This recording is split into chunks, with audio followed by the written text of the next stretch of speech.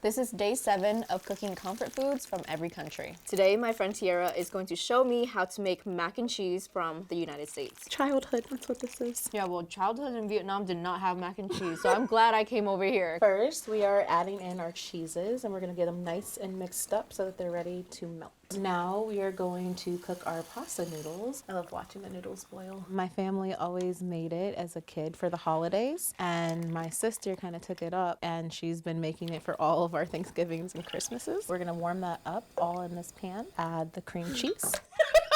We're gonna set it to the side and get working on the other part of the cheese sauce. Okay. So now we are gonna make our roux. Garlic roux. Grab our warmed cream and we're going to add it to the roux. I'm salivating.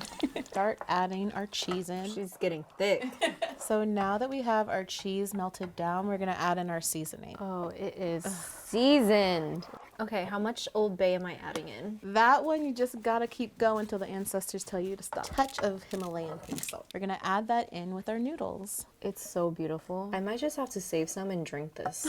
This is definitely what good mac and cheese sounds like. So now we're gonna take the cheese that we saved earlier and we're gonna sprinkle that in. We're gonna stick it in the oven for about 10 to 15 minutes. We're gonna grab our seasoned breadcrumbs and we're gonna sprinkle it generously over the top of the pasta.